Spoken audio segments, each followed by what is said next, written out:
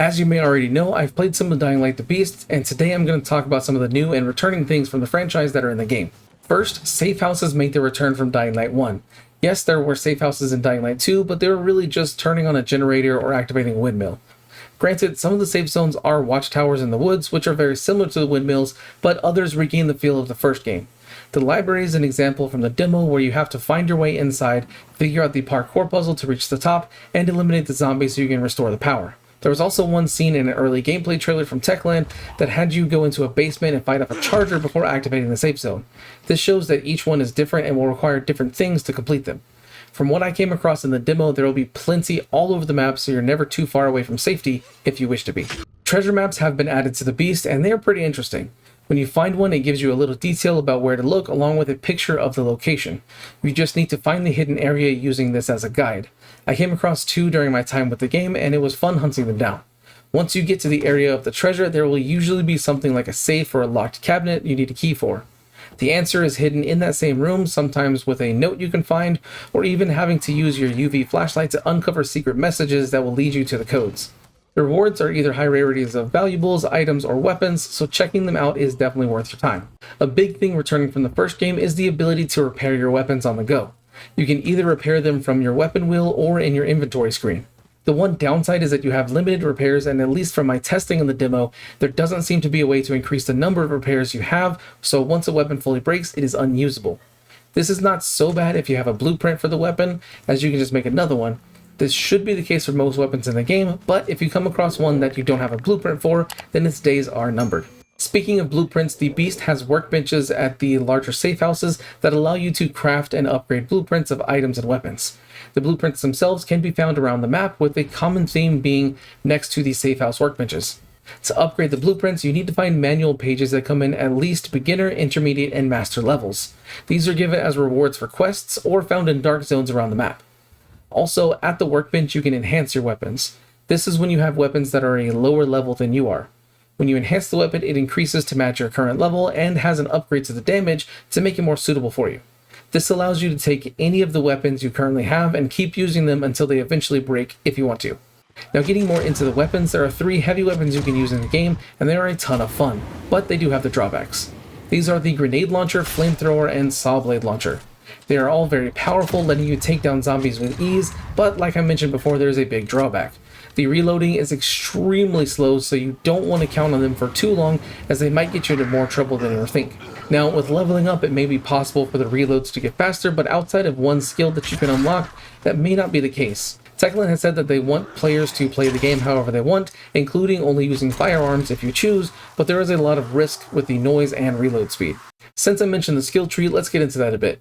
There are 4 sections of the tree, which are agility, power, survival, and the beast. Each section is relatively small compared to the previous 2 games, but this is also due to the fact that a lot of the skills that had to be unlocked throughout your playthrough are now available right from the start. This lets you pretty much do most of the parkour moves to help you get around the map. Each normal skill requires the use of skill points that are given through leveling up, although there may be other ways to get them outside of what I found. These can be allocated however you see fit. The skills themselves cost anywhere from 1 to 3 skill points, and when I leveled up in the demo, I received 2 skill points.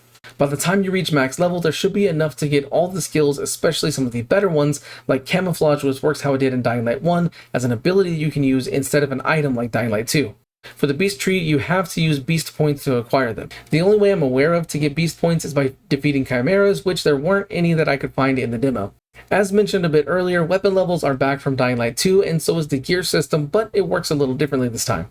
Yes, there are loadouts, which is a nice addition to Return, but the classes are the biggest difference. In the previous game, there were only 4 classes that had a mix of perks that could also be seen on other classes. In the Beast, there is a lot more. Some that I came across were Explorer for XP gain, Survivor for melee stamina and damage as well as better healing, Bruiser for damage resistance, two-handed weapons and power attacks, Soldier for firearms, and Scavenger for craft parts, loot, and accessory damage. I like that there's more variety, and with the loadouts you can have sets ready for specific purposes more so than in Dying Light 2. One nice addition is the redesign of some of the zombies. It helps make this entry feel a bit different from the others. The map may be smaller than the previous game, but there is a lot to explore. In one of the tunnels is what looks to be the entrance to a volatile hive, although I was not able to access it. In another part of the map is an underground tunnel that was partially collapsed. It looked like there was more to explore, but the door at the end wouldn't open in the demo. There is a lot packed into the map, so finding new things won't be an issue. Speaking of exploration, driving in the trucks helps you get around the map very quickly. You can have your current objective paths turned on if you wish, which places arrows on the road to guide you, but you can also freely drive anywhere you want. From my understanding, there will not be any fast travel in the game, but with the map size and using vehicles, that won't really be too much of an issue. The trucks do take damage and use fuel, so you'll eventually need to repair them and find fuel at gas stations to keep them going. All trucks come equipped with UV headlights you can activate for stunning zombies at night before you run them over. First and third person perspectives can be switched with the press of a button while you're driving, so you can drive in whichever view you prefer. Lastly, let's talk about the beast mode. As you attack enemies or get attacked, a bar under your health will start to fill up. Once full, you'll automatically go into your beast mode and start tearing through enemies like paper. Beast mode increases your strength, speed, and jump height, making you extremely powerful. Throughout the upgrades in the beast skill tree, you can add different attacks and side effects to make you even stronger. At first, you can't control when you go into beast mode, but you will later on in the game once you've unlocked the skill that allows you to do that. Beast mode is a ton of fun to use, and for those that played Dead Island 2, it will feel very similar to that, but in a good way. What are you most excited for when the beast releases later this month? Let me know in the comments below. If you want to see more Dying Light and other content, then make sure to like and subscribe, and check out my other socials linked in the description to not miss out on anything. Thanks for watching. See you next time.